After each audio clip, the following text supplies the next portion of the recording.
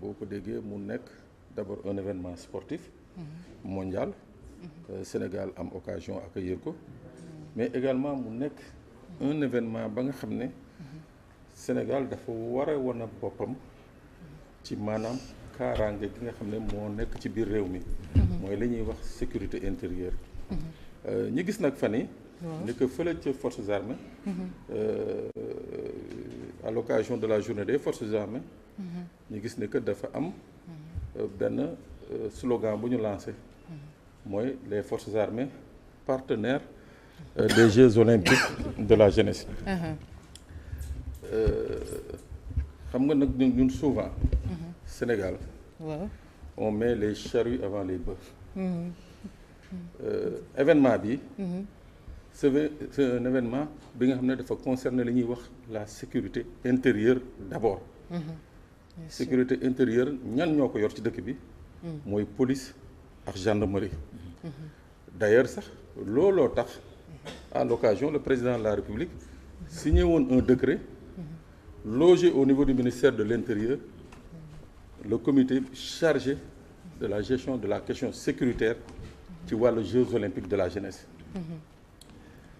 ay fonctionnaires yu bëri moo xam ay policiers ay gendarmes jógee fii dem France pour sàkku expérience su France gannaaw bi ñu génnee ci Jeux olympiques de la jeunesse. di wax rek ne que du question dañu war a beddi armée déedéet mais dañu war a jiital police ak gendarmerie parce que mbir mi du mbiru défense mbiru sécurité la. je sais pas si on comprend xam nga ñun souvent dañuy boole ñaar yépp ci benn affaire. waaw dañuy yaakaar ne benn. du benn mbir mi mbirum sécurité la. sécurité nag ci réew police gendarmerie ñoo ko yor. armée ci mbirum défense lay yëngu. tey bu ñu jëlee armée dugal ko au cœur ou bien teg ko au devant du dispositif bi nga xam ne moo war a assurer. li ñuy wax les Jeux olympiques de la jeunesse fii ci Sénégal ci Ndakaaru. mais lii nga xam ne ñooy takk der yi nga xam ne ñoom ñoo chargé wu de ce qu'on appelle la gestion de la sécurité intérieure ñoom boobaa lan mooy doon seen liggéey. muy premier problème. tey occasion la nañuy tabaxee fële ci Diamniadio nañuy defaraatee piscine olympique ak yeneen lieux yi nga xam ne fële nit ñi war a yëngu wala dal fa. kazalika noonu nañu war a fexee ba nga xam ne police ak gendarmerie dañ leen di permettre ñu monter en puissance à travers d'abord un matériel performant waaw matériel de dernière génération bu weesoo matériel boobu ñu mettre à leur disposition des moyens de formation yi nga xam ne dëkk yi nga xam ne mos nañu am Jeux olympiques ñu mun fa dem former comme ni ñu demee France dafi formation dem sax ba def la ñuy wax la coopération interpolice. France Jeux olympiques yi bi mu fa amee bañ demee ba xam ne que ñoom police ak gendarmerie bi doyul rek pour gérer ko dañu mujjee invité yeneen police su dëkk ñu ñëw bokk ci dispositif bi. donc ñun Sénégal war nañu mën a toll foofu. mais pour le moment nii je sais pas je me trompe wala. bu dee li ma gis nii noonu lañ ko bëgg a defee mooy mettre d'abord l'armée ca kanam. loolu moom je dis que c'est pas une question de sécurité. c'est pas une question de défense c'est une question de sécurité léegi nag armée mën na ci bokk. mais est-ce que l'objectif ce n'est pas seulement de mettre l'armée en contribution est-ce que du loolu lañ bëgg a def parce que la sécurité intérieure xam nañ ni normalement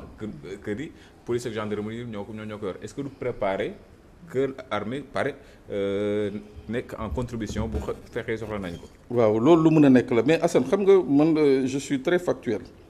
dafa am benn décret bi nga xam ne moom président de la République.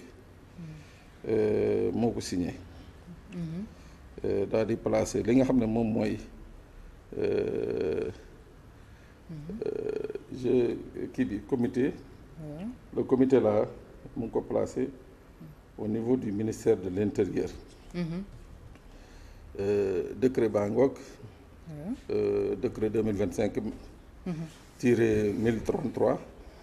portant création et fixant les règles d'organisation du comité national de coordination de la sécurité des Jeux olympiques de la jeunesse. xam nga loolu président moo ko signé. donc mooy maanaam moom définir na déjà le champ de compétence léegi lu mel ni armée ñoom ñu ngi ci biir déjà parce que la brigade nationale des sapeurs-pompiers bi nga xam ne elle est partie prenante du dispositif même bu dee elle est logée au ministère de l'Intérieur ci forces armées la bokk. Effectivement, ce sont des militaires. sont des militaires gendarmerie même bu dee dafa bokk ci dispositif bi mais elle est logée au niveau du ministère des forces armées maanaam en fait man ma crainte parce que dama koy gis souvent au Sénégal benn mbir day am ñu teg un cadre légal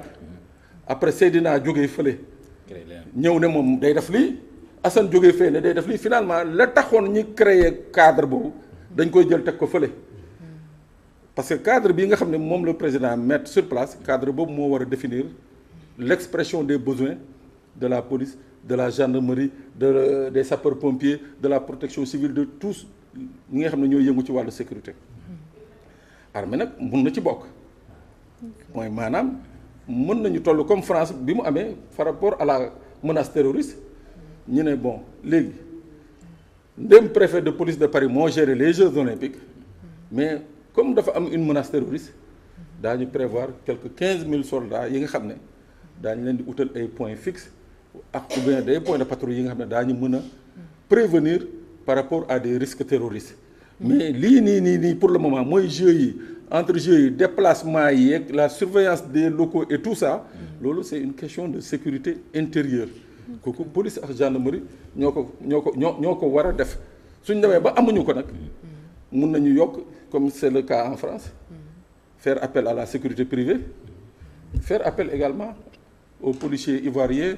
aux policiers français aux policiers marocains et consorts ñu ñëw jàpp ci waaw mais li may xaw a xalaat tuuti rek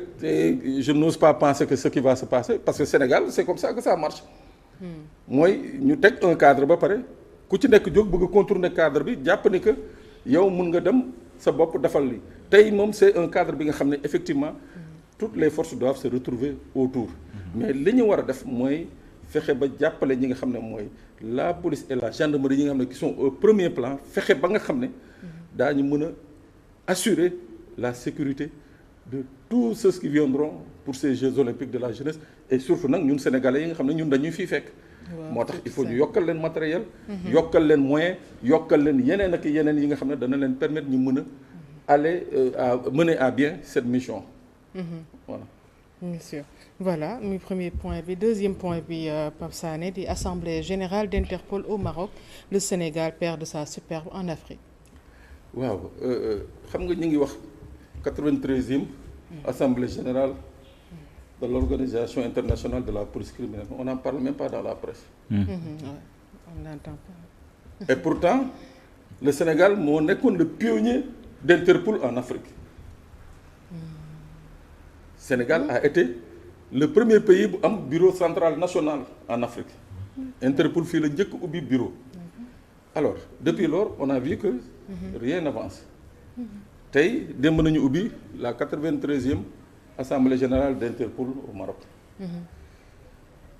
ñu ubbi ko ci situation ba nga xam ne maa ngi wax ak Mohamed Lo que je salue au passage un confrère sénégalais qui travaille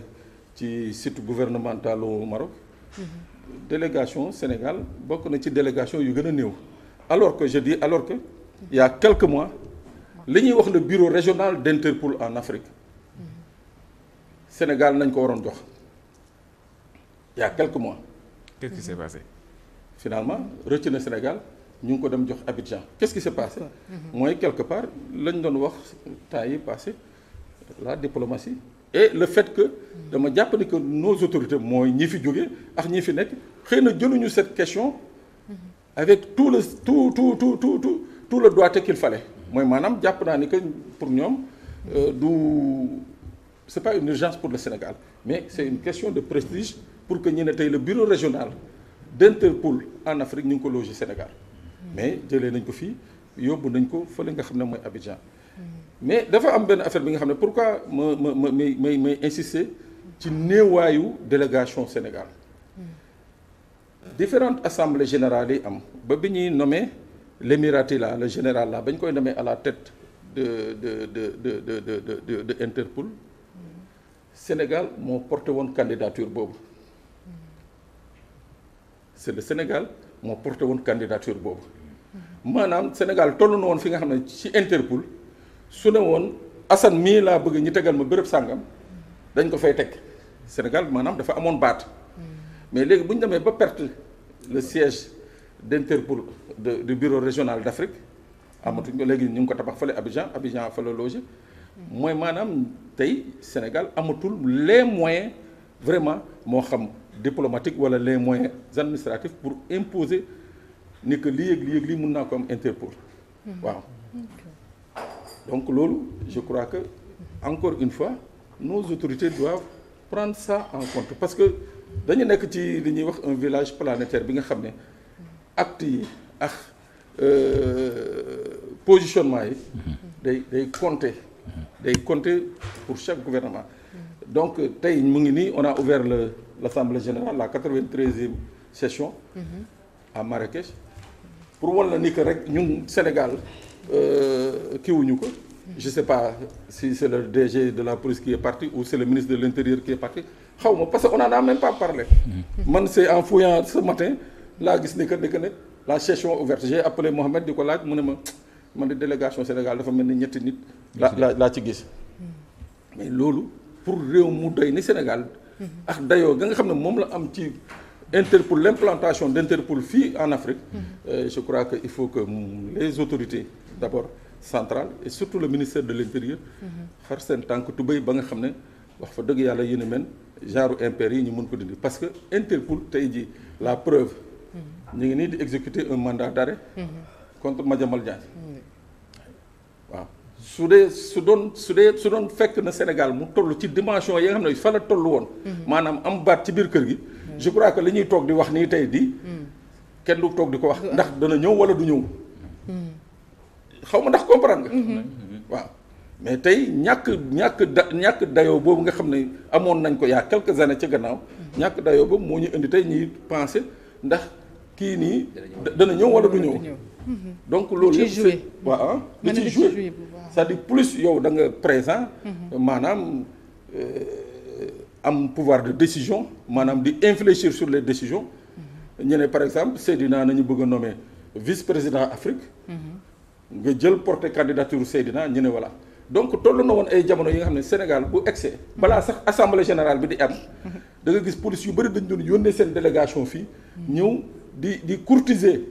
la police sénégalaise pour moom mu jàppale leen ñu am ay postes donc loolu boo demee ba gisatoo ko tu te poses des questions donc autorités dañu war a surtout les autorités policières du Sénégal dañu war a fexe ba nga xam ne régulièrement dañuy teg sur la table la nga xam ne moo war a tax ñu am ce rayonnement à l'international voilà am na solo en tout cas indi nga yoo xamante ne tàmmuñ du ko ci dégg comme li nga wax léegi ci 93e session boobu non mais pourquoi yooyu di manqué ci actualité bi du ñu dama yeewu ci fajar bi waaw après moom laa la mujjee yónni ma gis affaire ma ne non mais attends mais on a parle même pas ma xool presse bi yëpp personne n'en parle alors que l'implantation du premier bureau d'Interpol en Afrique fii Sénégal la peut-être dafa amatul léegi journalistes yi spécialisés ci wàllu sécurité. waaw surtout ça. peut-être loolu dañ koo ragal wala lu xew. mais c'est de l'actualité quand même. waaw actualité la mais. vous savez c'est de l'actualité. non duñ ko traité daal ñemewuñ ko traité comme ni nga ko ñemee traité xam naa. ñemewuñ ko traité. du ma ko traité de ñemewu ma ko. man bàyyi du ma ci dugg xalaatuma ko bàyyi naa plateau fa. merci en tout cas mais merci beaucoup Assane Gueye merci sa invité merci aussi Seydina Omar Ba ci actualité